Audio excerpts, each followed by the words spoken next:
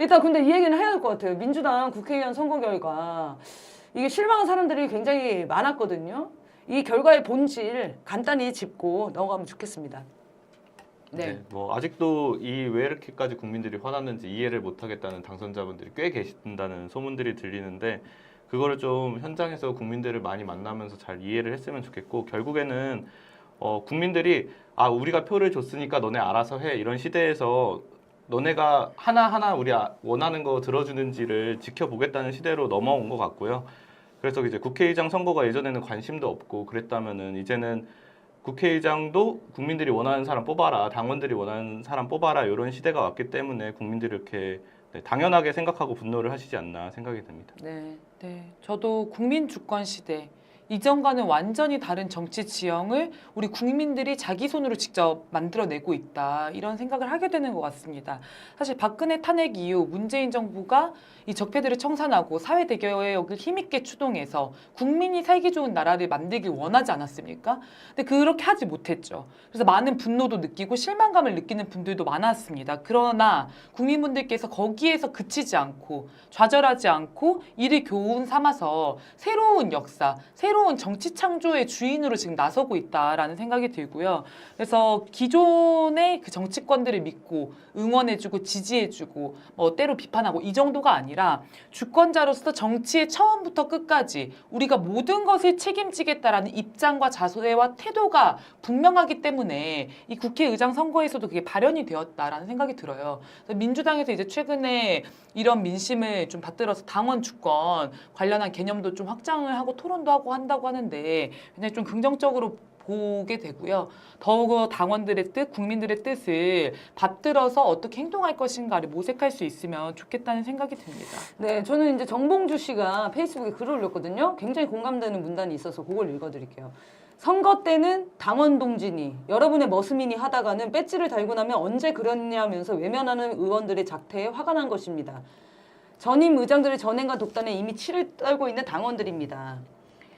윤석열이 전체 국민 37%의 득표를 받고도 마치 모든 권력을 위임받은 듯이 독재를 하고 있는데 학을 뗀 민주당 당원들입니다. 이런 마당에 이 중요한 의장 결정에 당원들 의사 반영의 절차도 없고 의사를 반영하려고 노력하는 의원들이 한 명도 보이지 않으니 분통이 터지고 탈당을 하겠다는 겁니다. 그리고 이어서 지금 이 시점 이재명은 윤석열 폭정의 본질이요 상징입니다. 야당을 말살시키겠다는 독재 현장을 목도하면서도 나는 반명의 의사를 은연중에 밝히고자 한다는 것은 윤의 폭정을 외면하겠다는 반민주적, 반민주당적 발상입니다. 저는 이게 굉장히 공감이 됐거든요.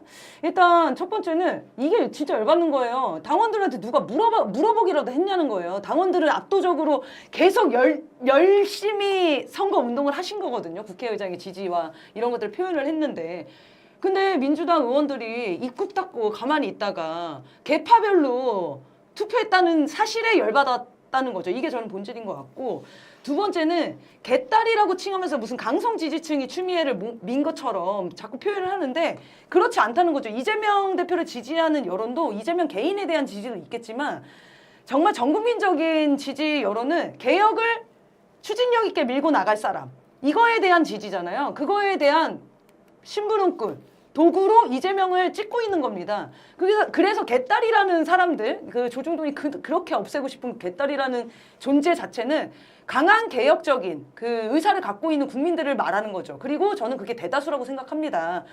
행동을 하는 사람들은 극히 일부일 수 있지만 기본 민심의 반향은 똑같다는 거예요.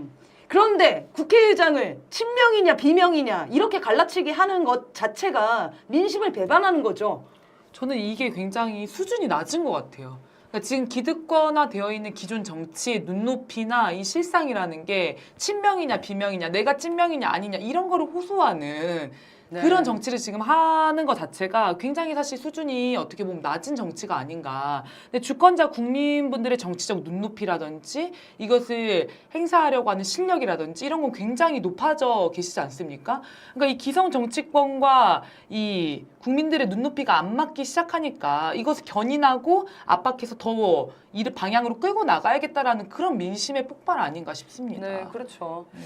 이 민심의 흐름 그리고 시대의 변화를 이 민주당 의원들이 인식을 못하는 사람들이 여전히 있어요. 그러니까 내가 당선됐는데 국회의장 내가 뽑는 건데 뭐 어디까지 의견을 들어가지고 뽑아야 돼. 진짜 이런 자세를 취하는 사람들이 있으니까 지금 열폭하는 거거든요.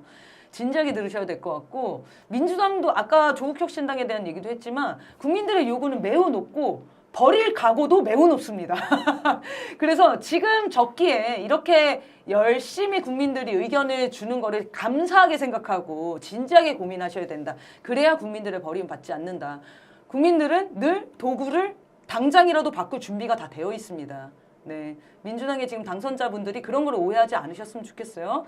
자, 그러면 오늘 아마도 한반도 정세 못할 것 같으니까 자, 요 내용을 하죠. 김진표 국회의장 얘기를 좀 하려고 하는데 이 사람이 이제 이런 얘기를 했거든요. 진영 정치와 팬덤 정치에 나쁜 폐해가 있다. 정치에 대한 국민의 신뢰를 떨어뜨리고 있다. 정치인 한두 명이 당의 명령에 절대 복종하지 않으면 큰 폐륜화가 되는 것처럼 됐다. 소위 말하는 수박, 왕수박, 중간수박 이런 식으로 표현을 하고 있고 보수와 진보가 대립하는 상황에서 진영의 주장에 반대하거나 이의를 제기하는 정치인을 수박이라고 부르며 역적으로 여기는 것은 대의민주주의의 큰 위기이다. 라고 얘기를 했거든요. 조용히 사라졌으면 우리가 여행 잘 보내드렸을 텐데 마지막까지 이렇게 똥을 뿌리고 가시는데요. 어떻게 생각하십니까? 저는 아까 그 조선일보 사설을 김진표가 쓴 게 아닌가 이런 의심까지 들 정도로 너무 조선일보의 이야기를 받아서 말하고 있는 게 안타까웠고 진짜 구시대 정치인의 표본인 것 같습니다. 그래서 앞으로 뭐 정계 은퇴하실 것 같은데 민주당에서는 이런 사람은 고문 자리나 이런 것도 하나 주면 안 된다라는 생각이 들고 아까 말씀하신 것처럼 아 정치인이 다 하는 일을 알아서 잘 하는 건데 뭘 어디 평범한 사람들이 와서 딴지를 걸고 뭐 충고를 하고 이러느냐 막 이런 식의 태도인 거잖아요. 그래서 이렇게까지 이제 시대에 도태된 정치인들은 빨리 사라지는 게 답이 아닌가 싶습니다. 네, 네. 대의민주주의의 큰 위기가 맞는 것 같습니다. 위기죠. 그래서 직접 민주주의로 전환되는 계기죠, 지금. 네, 지금 주권자가 직접 정치를 하겠다 이렇게 선언을 하는 거고 전 촛불광장에 모이신 이 국민분들께서 한국 정치와 한국 사회의 변혁을 이끌어 가시는 그런 역할을 지금 하고 계시지 않습니까? 여기에서 광장에서뿐만이 아니라 의회의 정치까지 저는 가실 수밖에 없는 국면이 펼쳐지지 않을까 이런 생각이 들고요. 네, 김진표가 위기 상황을 정확히 인식한 것 같습니다. 네, 맞습니다. 대의민주주의는 이제 점점 사라질 겁니다. 직접 민주주의가 훨씬 높아질 거고요. 저는 이 표현 중에 보수와 진보가 대립하는 상황에서 진영의 주장에 반대하거나 이의를 제기하는 그러니까 민심에 관심이 없어요. 이게 지금 국회에 보수와 진보라는 어떤 계파와 진영들이 자리를 차지하고 정치를 하고 있다고 생각하시나 봐요. 우린 그렇게 생각하지 않습니다. 국민들을 대리하는 사람들이 국회에 들어가는 거다라고 인식을 했거든요. 근데 김진표를 보니까 그동안 그게 아니었다는 걸 이제 알았어요. 그래서 지금 당선자들한테 또 경고를 하는 겁니다.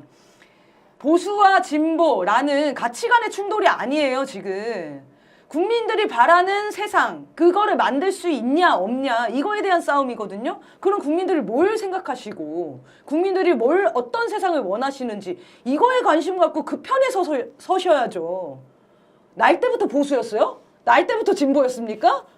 무슨 기준으로 보수와 진보를 나눌 거면 그게 어떻게 진영 논리가 됩니까? 이런 식으로 정치 자체를 분열적으로 국민들의 삶과 전혀 상관없이 자기의 어떤 기득권과 뭐라고 해야 되죠? 그 무리 패거리 문화로 이해를 하고 있으니까 대의민주주의의 큰 위기라고 이렇게 표현을 하는 겁니다.